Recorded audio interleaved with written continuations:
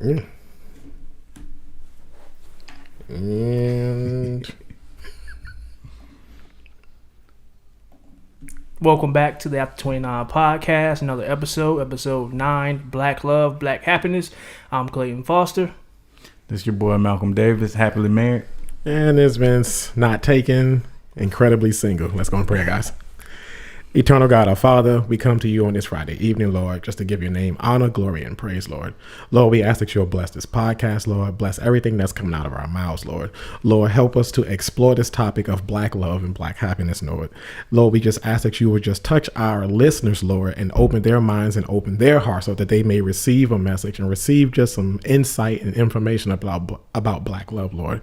Lord, we ask that you'll just bless this podcast, bless this brotherhood, bless the friendship between us. In Jesus' name we pray. Amen. Amen. All right, guys, let's get to it. I am excited about this topic tonight. I am a single black man. I can't speak for these guys. I don't know what Clay considers himself these days. Malcolm, happily married. Yes. So you get a couple of different dynamics tonight on where we are in this whole black love thing.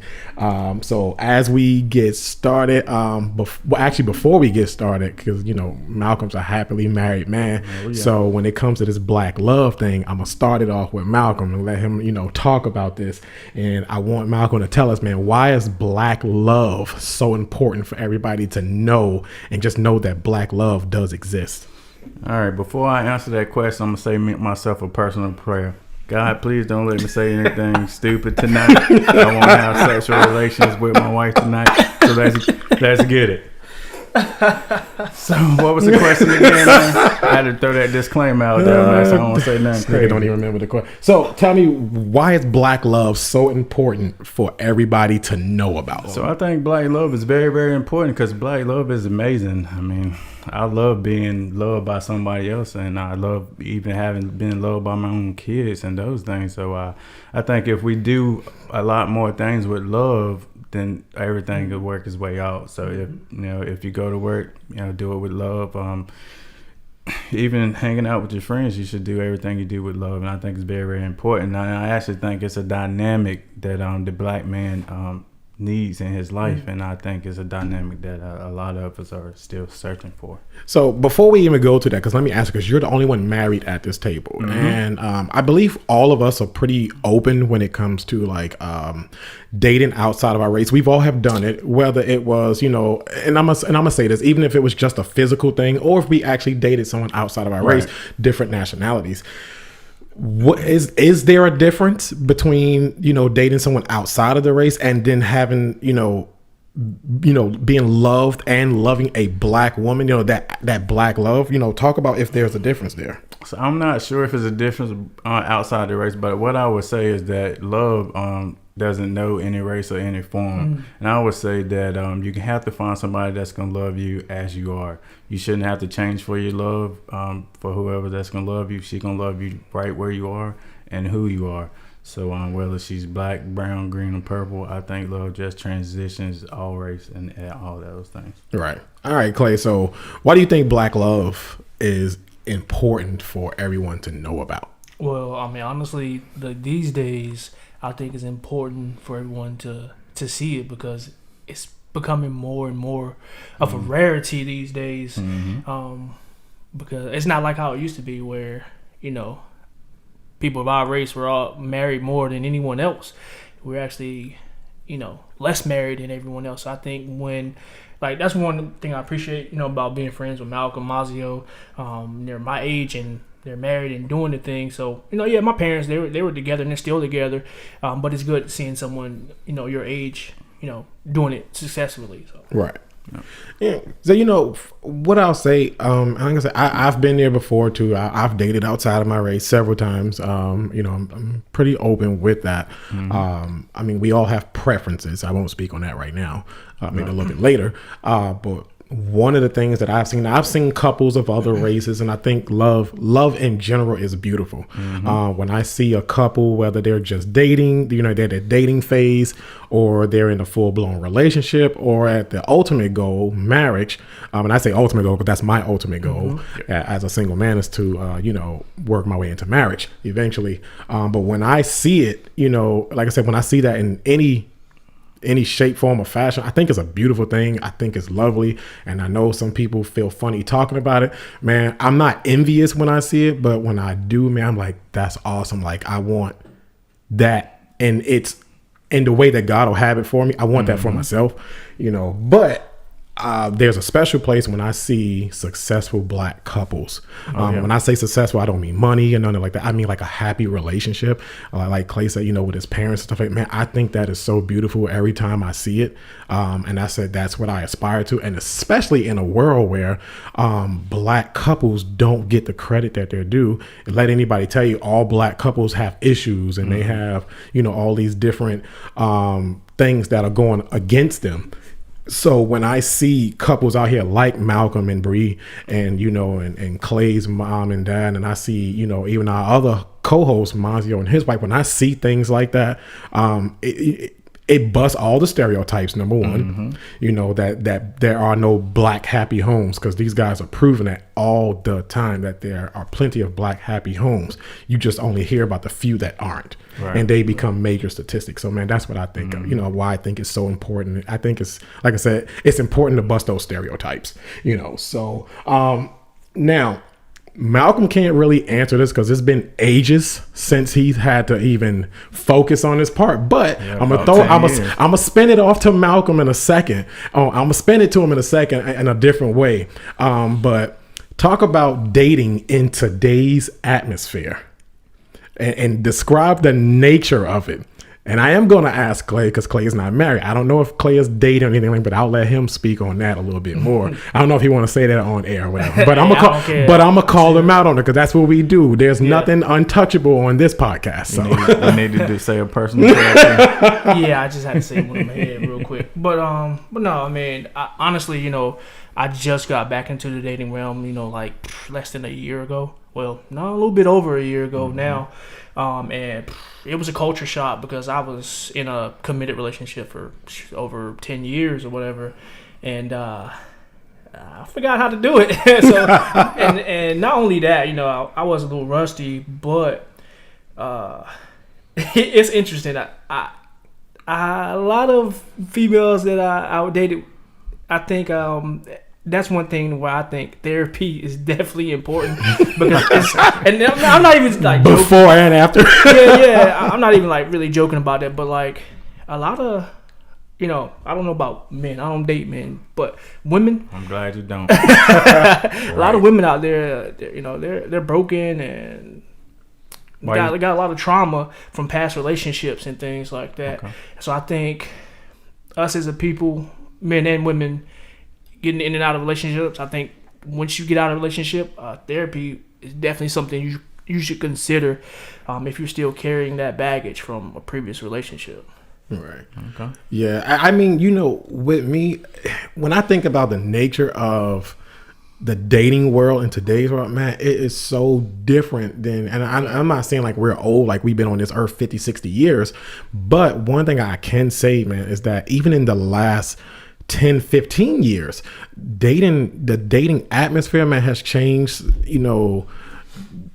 drastically. Like, I don't know, man. And it sucks, because I'm a single man out here in this dating world, and I find it hard, man. Like, I like I said, I don't envy anybody, but man, I'll be like, I wish I was in the place that like some of them are. Like they're done with that phase. Like Malcolm is done with that phase.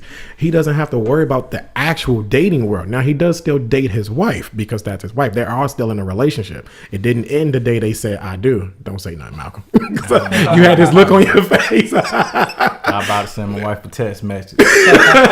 But like it's so different. Like everybody, I don't know. We live in a I'm gonna get you before you get me type environment today. And it, like, people are so defensive nowadays. Like, even in the dating world, like I'm out to get you I'm gonna play you or something like that before you play me. And what you do is you put yourself in a place where you assume, you assume that everybody's all the same based on your past experiences, and you end up messing up a thing with a good man or a good woman because you judging them based off the past. Because they was in a bad relationship. Man. And I get that. And one thing that I've noticed too, I think I don't know if the dating realm is really that different, but I noticed I have a very different mindset now.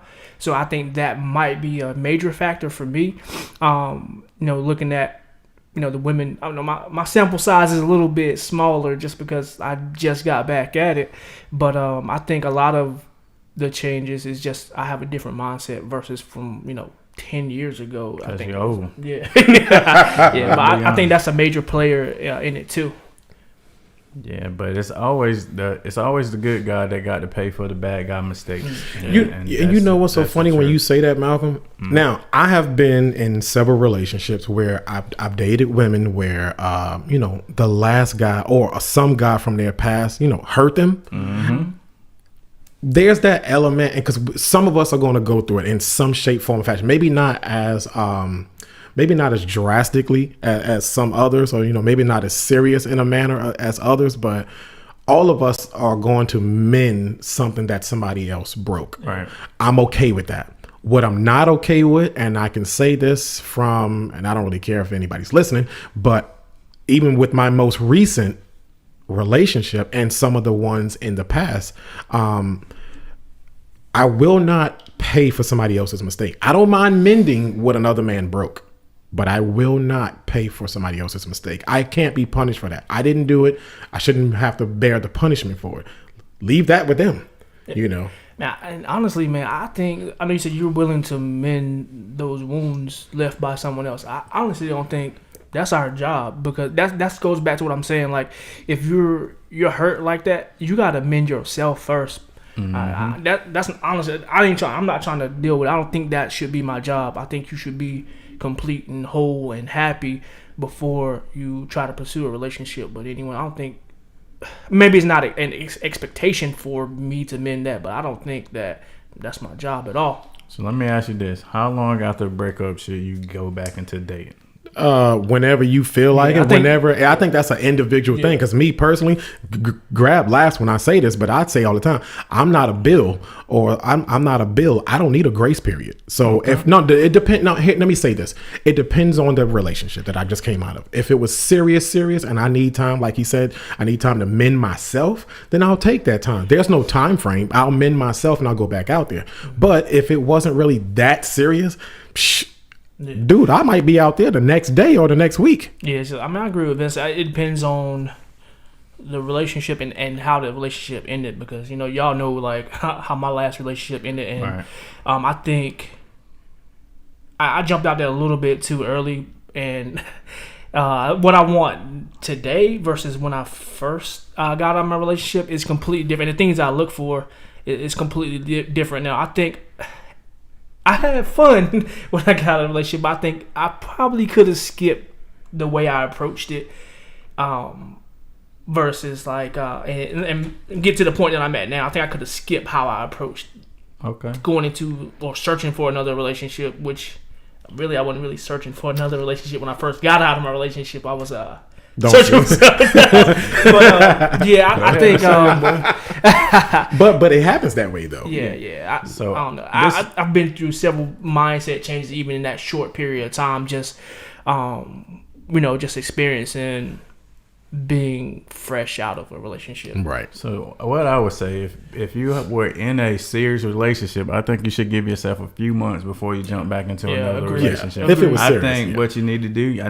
think you need to take time to work on yourself, spend some time with yourself, and secondly, I think you need to work on all the issues that you had in your last relationship, absolutely, as well. And the third thing I need you to do is figure out what do you want in your next relationship, so you can find what you want. So I think a few months after a serious relationship, you should give yourself that time so you can do those three things. I agree with Malcolm so much on that, man, because I think, like, looking back on it, when I got into that long relationship, I think every man before you consider getting into a relationship, with a woman, you have to know your purpose, know what you want your life to look like. And I think the mistake that I made is I entered into her world versus, I'm supposed to be the leader. I'm supposed to be the man. I felt like I entered into her world versus bringing her into mine because I didn't know what my purpose was. I really didn't have a idea of where I wanted my life to go, and like some of the skills that I picked up on the way I didn't have.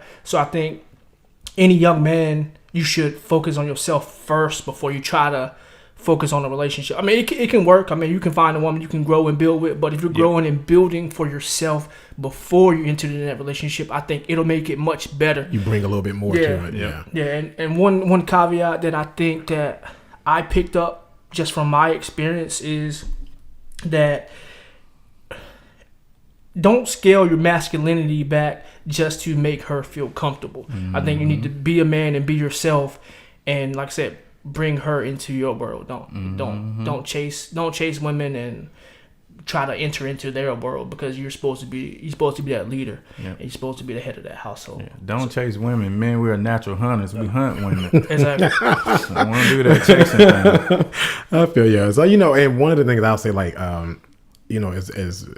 as far as like when I'm getting out of something, one of the things I do look at in retrospect is I feel like every relationship I've came out of in the past, I learned something. And I live by this philosophy that every relationship that God has brought me to and he's brought me through, he did so for a reason. And I believe, and I use this philosophy with everything, whether it be with women or people that I meet at work or out in the street. I believe that God brings everybody into my life for two reasons. They are either to be a lesson or a blessing. And actually, let me say that for three reasons. Now, I haven't found a third reason yet, because I know when I find the third reason, that's the one I'll actually marry.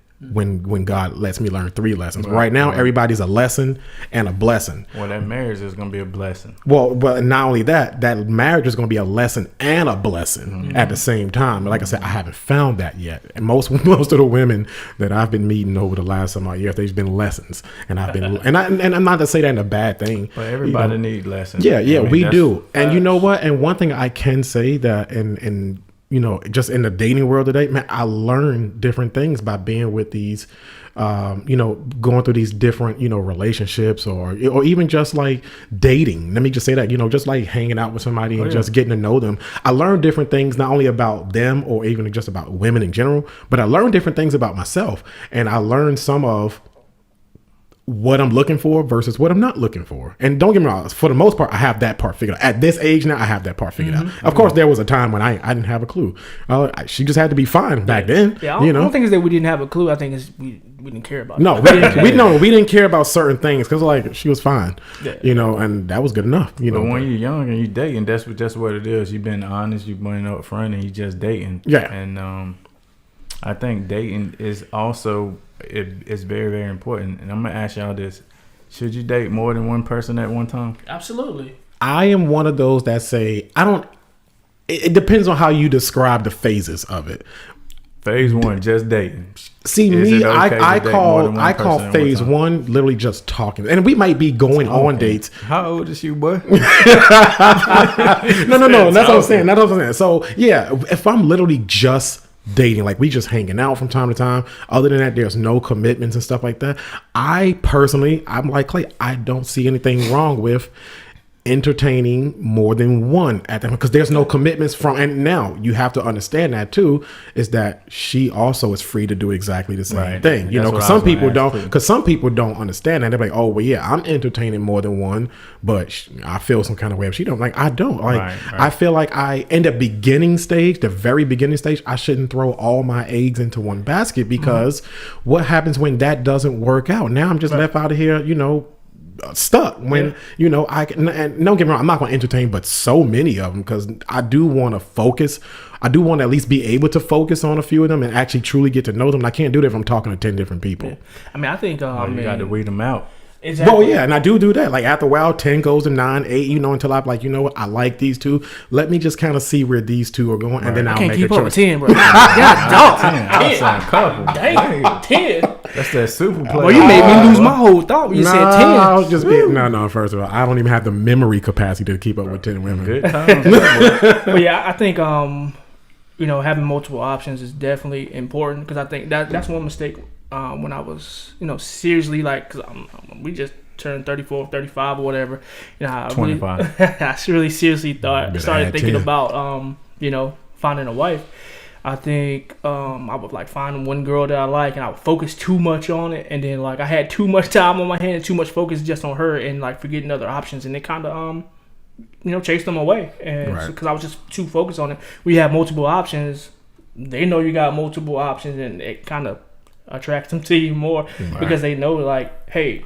I not only am I trying to pursue her, she got to put in some work and know that this dude got options. And man, let me tell you, and I think that is another dynamic to today's dating world, and I get it by nature, and this might not be all men, but by nature, men are natural born conquerors, and like Malcolm say, hunters or whatever, not chasers, and I get that, and like I said, and that's just natural or whatever, I'm not saying that's how it has to be, but naturally speaking, that's usually how it goes. But here's Grad was literally about to touch on something very important. Women have got to do their part too in this dating world. And I do feel like in today's world only, I'm not speaking for just dating and, women or just black women in general, but if I'm putting forth all this effort, to show you that I'm interested, and I'm pursuing you, like Malcolm said, the hunt or whatever. First off, I'm speaking to today's women in dating, especially some of them ones that I done came across recently. Part of the hunt is to be caught. I'm not going to hunt, chase, pursue, whatever you want to call it, just because you just want to feel important for the moment and you just want to be chased. I'm not about to do that because part of the hunt is to get caught. Yeah. Unless you just one of those, you just seeking attention, and then in my case, go do that with somebody else. So women, you've got to put forth your effort too. If you are interested in him and he's showing you everything you want to see and he's genuine about it, do your part and show him that his efforts aren't in vain. Because if a man feels like his efforts aren't in vain, men have a habit of losing interest very quickly. And we will move on to the next one because not that we're trying to be out here with 10 and 20 different women. That's not it. You did say 10 earlier. No, I was being exaggerating, bro. First off, I ain't got the time to keep up with that. But in all seriousness, we at least do want to know that, all right, I'm pursuing you, I'm showing you XYZ. I need to know that it's not in vain, that, I'm not just doing this for my health. Show me a little interest back, let me know that I'm getting somewhere, that we're moving forward. Yep. And, I'm not saying rush anything. I ain't saying that at all, but at least show that we're making some progress with you. Because if not, I'm going elsewhere. Well, I mean, for the ladies listening, tell them what does that look like, showing progress. What do they got to do on their end? What do you mean? Man, boy. Say that again. I said for the ladies that's listening, you said you got to show progress. Tell them what does that look like? What does that mean? So like I was just saying, progress to me, number one, it shows that progress to me is putting forth a little bit of effort yourself, or showing some interest yourself. Paying for a daggone dinner. Not even that. It could be as simple as words, or showing a little bit of affection or something back. I'm gonna tell you this: if you out there dating for a year or so, and the woman don't even offer to pay for dinner one time, she ain't for you, bro. Yeah, that's facts. Yeah, and that's like I said. I don't need a woman to do that, but you're right. It's the thought behind it. It's the thought about it, and that's just one thing too. Like I said, but I have come across some women that I said, I'm showing them who I am. I'm talking to them, getting to know them. And number one, if I'm asking you questions because I'm trying to get to know you, and the only time you know something about me is if I volunteer, you don't even ask. That's another way that I feel like you're not either interested or you're just not putting forth any effort. Yep. And I start to, and I know me personally, I start to lose interest quickly when it's stuff when I feel like the whole dating situation or the conversation is dry. I move on. I feel like I'm not getting anywhere. I feel like all my efforts is just in vain. So I move on. Yep, You know, I so totally agree. but so as I still want to throw this to Malcolm a little bit about dating, because Malcolm is married, and that doesn't mean that Malcolm cannot date. It just means he doesn't date anybody but his wife. So Malcolm, tell me how important it is that even after you say my I do's, for us to still date our wives when we get to that point. So what I would say is very important to date your wife, even if you can only, even if it's just sitting down watching TV for a couple hours. Because I would say when life happens, me and my wife, we both work. I get off work about 6 o'clock. I work in Durham, so I get here at 7. We have 2 kids, put them to bed, and we're tired. But I say you have to set time away so you can go on dates, because dating will rekindle that love that you once had for your wife. So always make sure you take time to put aside just for you and your wife, so you can rekindle that flame that you once had for your wife. And that's very, very important for a long marriage. All right, so and I didn't pose this when we were first going over notes, but I do want to ask the guys this, and well, Malcolm wouldn't know this because he hasn't done this in a while, and I'm not talking about just dating, but it's just been a long time for Malcolm with this, so I'm gonna ask Grab this. I might gotta.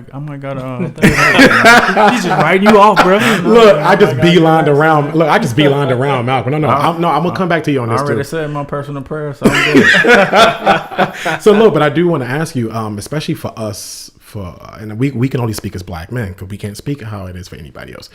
What is your take personally on dating women with children? And for yourself, what is some of the drawbacks? Actually, let me go to you first, because Clay turning red like he need a minute. So y'all already know. So how, what is your personal take on dating women with children, and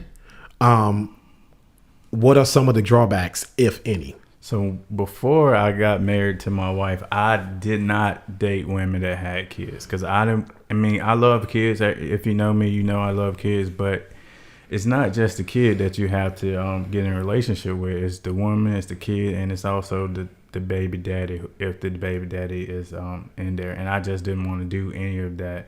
And I didn't want to have a relationship with the kid and it not work out. Mm-hmm.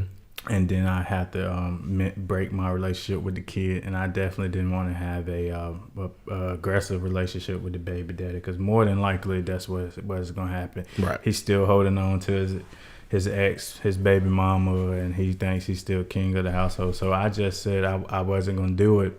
And luckily, I found a woman that didn't have any kids. Lucky boy. Yep. Go ahead. That boy looking nervous. Go ahead.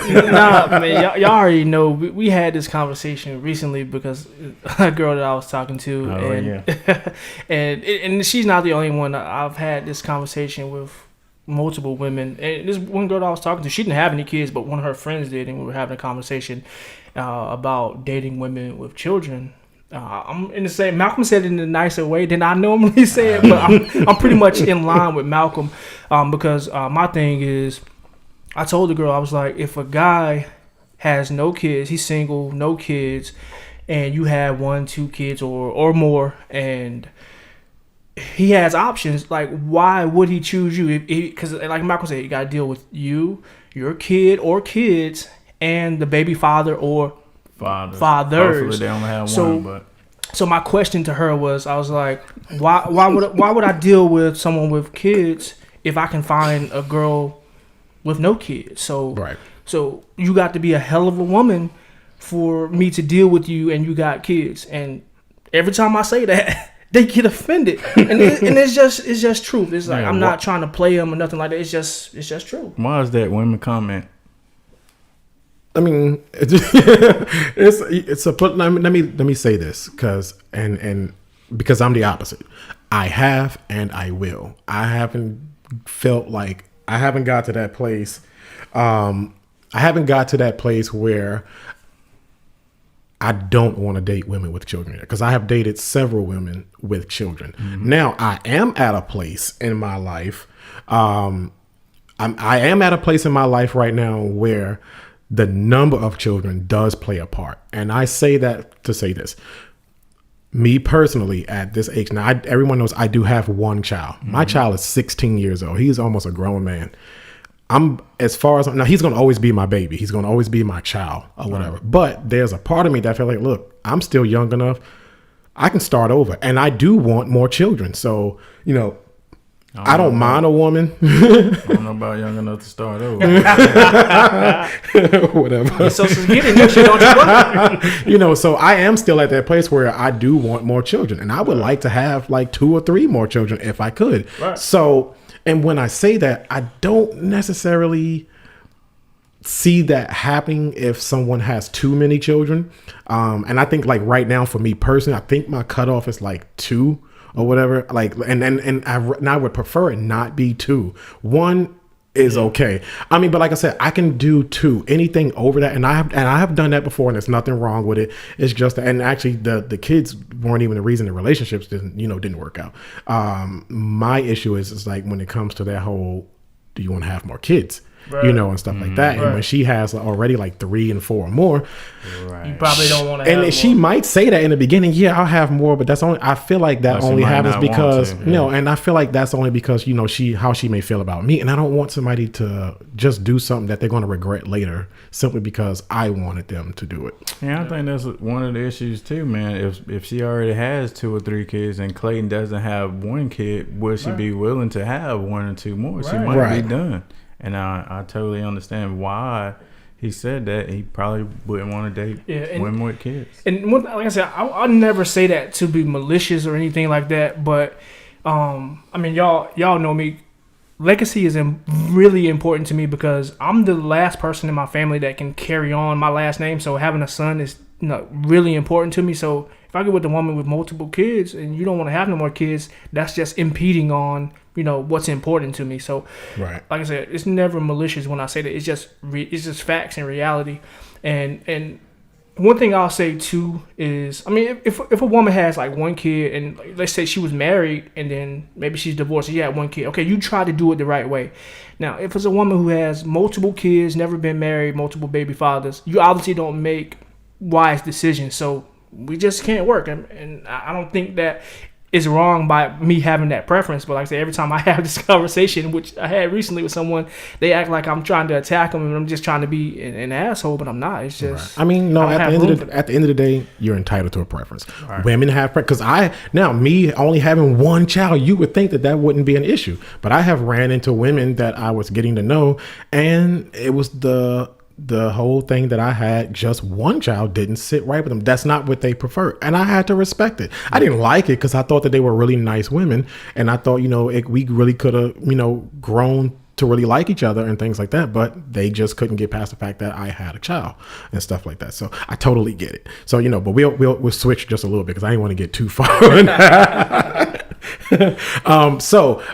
What do y'all feel like in a relationship or marriage, whatever stage it's in, what do you feel is the most important role for a man? I think the most important role for men is to be the head. Be the head of the household and take care of things when things come up. We may not do everything perfect, but if we are ahead of everything, then and by default, the women will follow, and your kids will follow your lead. But you have to be ahead, and you have to be the leader of the household. So you have to be masculine, like Clayton said. You can't just, you know, by default, that's who you are. This is what you was put on the earth to be, a man, and men, we lead. Yeah, I mean, that goes back to what I said earlier. I think just like Malcolm said, you know, being the head of your household, but that comes with first, you know, knowing yourself, knowing what you want, knowing what your future looks like, and knowing your purpose is key before you can even achieve that. You know, being the leader, being the head of the household, you have to know yourself before you get into a relationship with a woman. Like I said, I made that mistake too. I didn't know my purpose, and like I said, I tried to enter in her world versus creating the world because, you know, as we've touched on earlier, we're natural conquerors and we build. So you have to build something for yourself. At least start building it before you can even try to take on a partner. Okay, I get that. And, you know, for me, and I'll touch on just a little bit of that as well. Like I do agree with Malcolm said, you know, as far as being like a lead, the head. Now, let me say this because some guys really don't understand the concept of being the head or the lead in your relationship or in your family.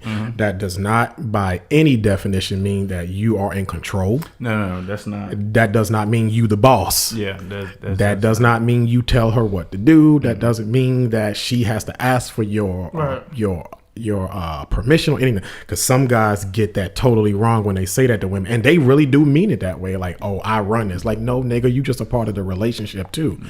Being the lead or being the head means you like I said, you take the lead, you take that responsibility, you set the tone, and as a good man, especially a good black man, if you take that crown and wear it properly, your queen will follow. She will follow the tone that you set, not behind you and not in front of you, but right by your side. And you can lead from the side. You don't have to lead from the front. And people miss that, especially in relationships. You know, they look at it, you know, way different.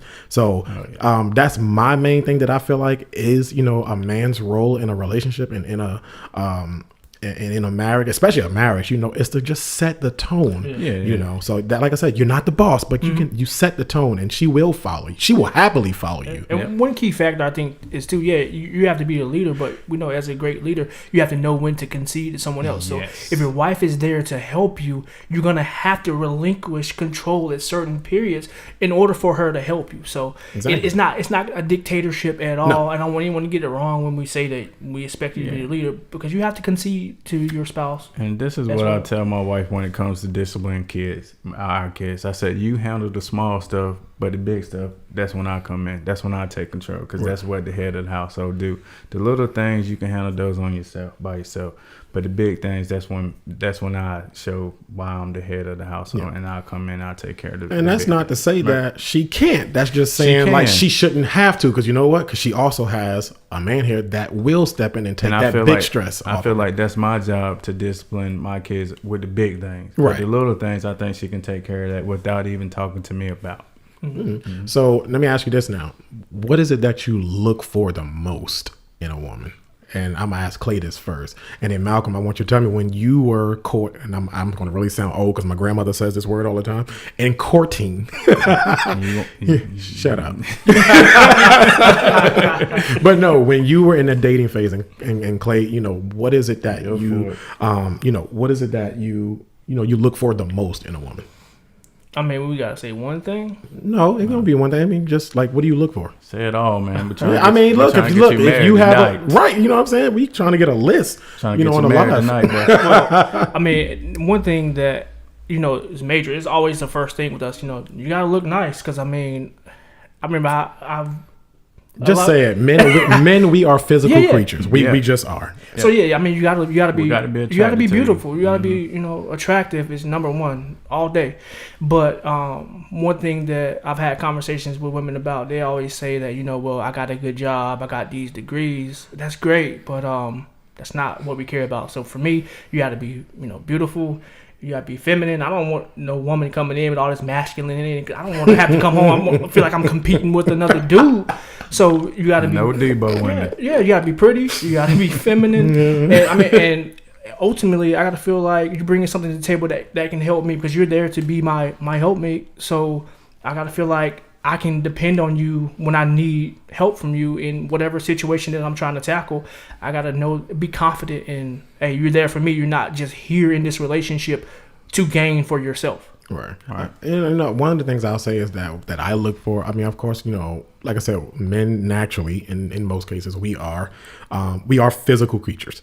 We are. So we have to be attracted to you. Yeah, and whatever that means for you, because what's attracted to you may not be what's attractive to me. Yeah. So whatever that means for you. So for me, yes, I'm looking for somebody that I am attracted to. Number one. And I do like a smart woman. That doesn't mean degrees, because I know plenty of people with bachelor's and master's degrees that's dumb as a rock, So, and I'm so like Clayton was just saying, like, when it comes to pedigree, I'm not impressed. I'm not impressed by your master's degrees. Now, if you have them, hey, great. I applaud you. My hat's off to you. I'm not hating. I'm happy for you, because I have degrees too, so but those things aren't important to me personally. So, and another thing that I look for is an understanding and a supportive woman. Yeah. I cannot, Facts. understanding. And when I say understanding, I mean like understand that I don't care how good of a man I like to say that I am or how good of a man I really am. I'm still not perfect and I'm still flawed. I still make mistakes. I still say the wrong things. Sometimes things go unnoticed with me. And, sometimes I may take some things for granted. It just happens sometimes because I am still flawed as a human.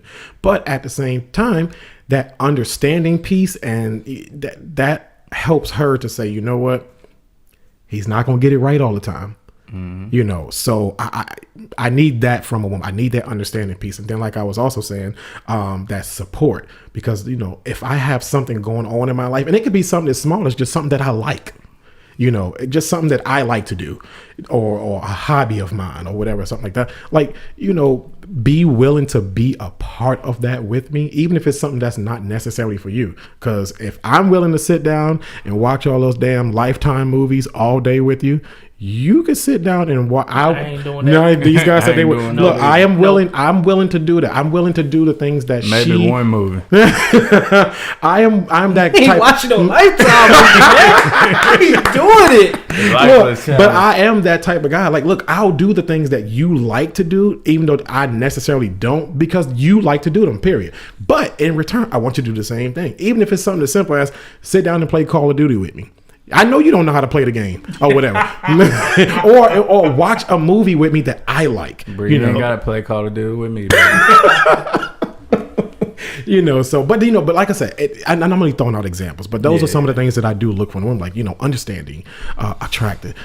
She does need to have a brain. Now, another thing that I do love in any woman is an opinionated woman. I like a woman with a brain that can speak for herself. I like a woman that's opinionated. What I don't like, which we're going to get to in a minute, I don't like a woman that's adversarial. Like, everything that I say, she has to counter with something else. Like, that's annoying. Like, I don't need somebody that's going to be my yes woman, because I ain't a yes man, but anyway, I'll go into that in a little bit more in a few minutes. But Malcolm, when you were pursuing Bree, Yep. Or even before Bree, like when you know what you wanted in a woman, what were you looking for? So I'm a little simple, man. I just wanted like a nice person. I mean, I hate people that's mean to other people for no apparent reason. I just wanted a nice person, and I always like people with nice smiles as well. And Bree was very nice, and she had also got a really nice smile as well. And the important thing, and when we got married, the most important thing is being supportive. No matter what's going on, I always know that Bree is always there to support me. I can say, "Hey, I'm gonna build this rocket to go to the moon." She might think it's crazy, but she should be willing. She gonna go get the rocket fuel, just like this podcast. Just like this podcast. Exactly. She might think it's crazy, but she'll be supportive and understanding. Understanding is a big key. Every day we're not gonna be great. No. I mean, nobody's perfect every day. We're gonna have times where we make mistakes. I don't know everything, and it's gonna be times where I'm gonna be frustrated. And understanding is key for a long and prosperous marriage. Yeah. Oh, one major thing that is important to me that I forgot to mention is loyalty. Oh yeah. I don't know if y'all know, like when I bought that engagement ring, it was engraved on the inside with loyalty. And I mean, that doesn't even say that. Like, that doesn't deter me from like thinking like loyalty is very, very important, because it is. You only want the one person that's for you. Yeah. It doesn't put it down lower on the rung of the ladder. Even though what happened. It's still super important. No, it just happened with that person, you Right. know, and you give the next person a blank slate. Yeah. Allow her, just like she should allow you, to make your own set of mistakes. Don't punish me for what the last person did. Right. So we talked about what we look for in a woman. Now, what do you, and Malcolm can still answer this too, what do you feel like when you're pursuing a woman, what do you have to offer, as a man? So I think you got to offer the same things. You got to offer loyalty. You got to let her know that you are the only person that I want, and I am for you no matter what. Loyalty is big, and I think understanding, just like she understands you, and when you are frustrated, you have to take that time and understand her frustrations as well. Right. And I say honesty. You have to be upfront and honest. A lot of times what we will do, we'll try to hide how we really feeling because we don't want to hurt the other person. But you have to be upfront and honest because honesty is very, very important for a long marriage as well. You might not like what the other person has to say at the time, right? But you should be able to respect it, and that comes with understanding. Just like I was saying, if you can be honest and tell somebody how you feeling, then in return they should come with some understanding on why you feel that way. Right. So I think those are very, very important things with marriage. Now, I'm not perfect, and I know my wife is probably watching it, shaking her head at me right now. But I try. And that's also a good thing. You have to try. Gotcha. Yeah. I mean, I agree with Malcolm with what he said there. Just to expound on it, honesty super important. But one key thing that I think is major is you have to know how to communicate. And my thing, the theme that women communicate better than men, I think is false.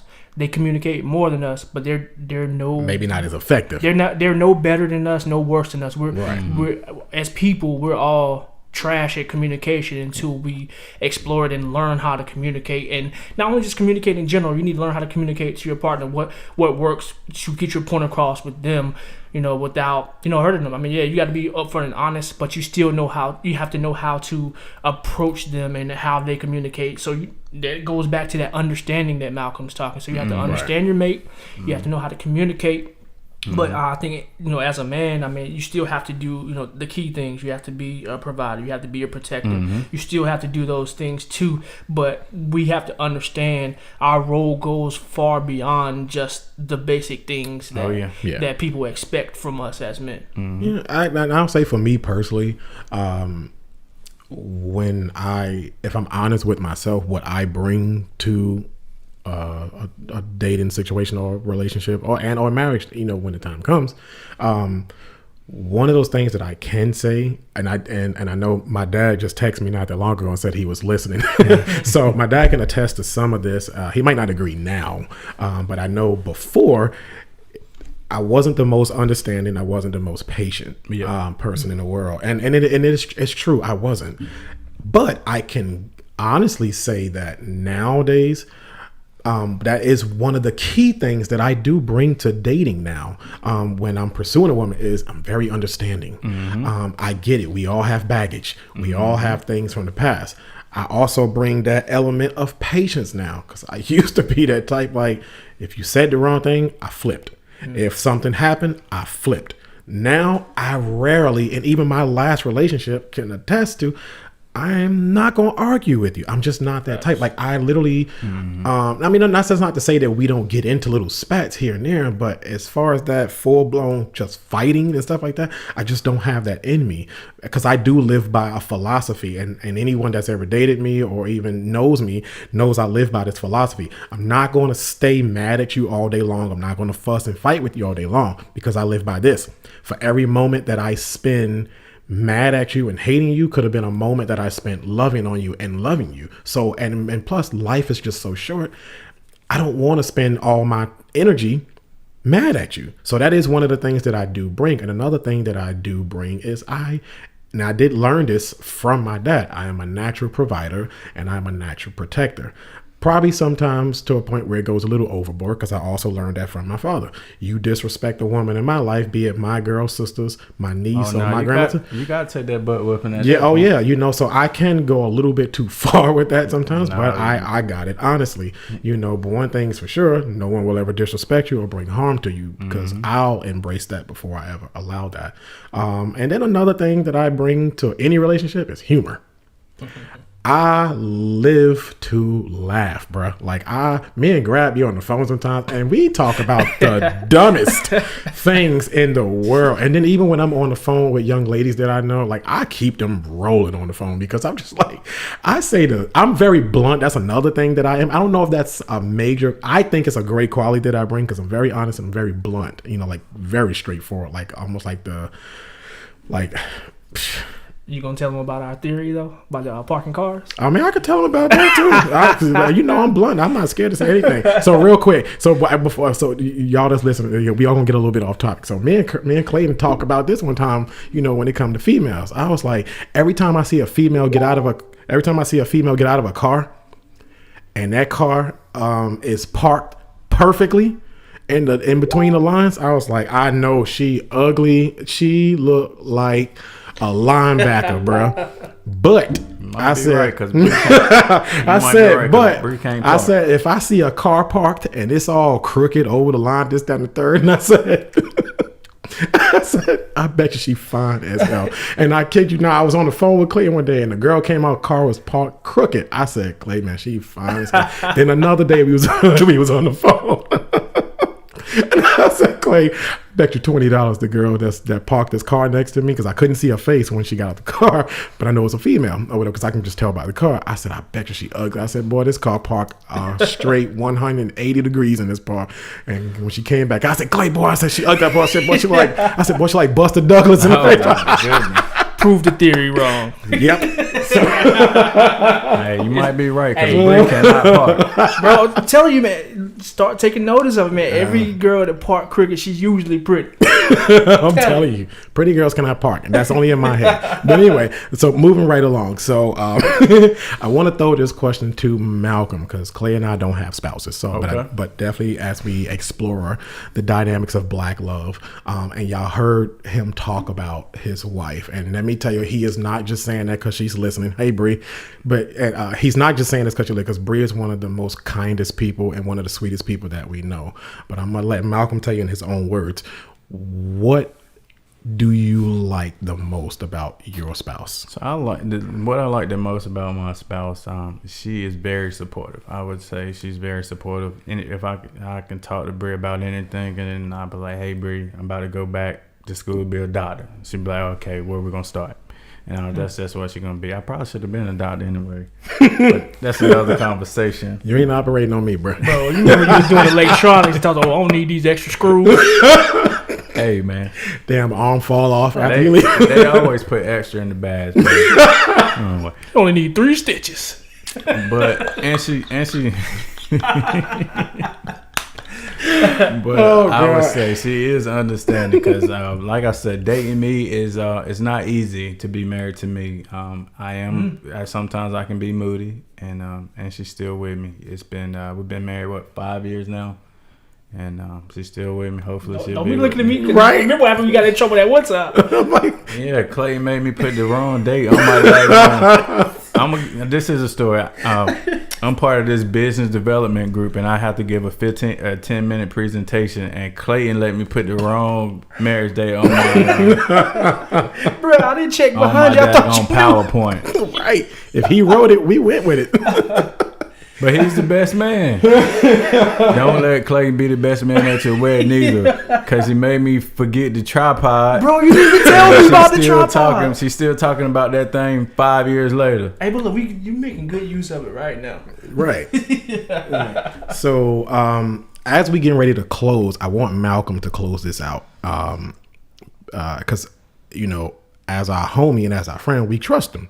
We trust Malcolm, and we trust his judgment. We might not listen to everything, because Malcolm be a little out there sometimes. But no. All jokes aside, we trust this brother. So what I want Malcolm to do in closing is give Clay and I are single men. For the most part, we're single men. We're out here still in this world, trying to make it to that post where you are now. A happily married man with a family. So what advice do you give any single man out here that's looking for that black love? So what I would say is, you got to trust the process. A lot of times we try to skip the process. Trust the process. You have to date first, right? Mm-hmm. And with dating, that comes learning and understanding.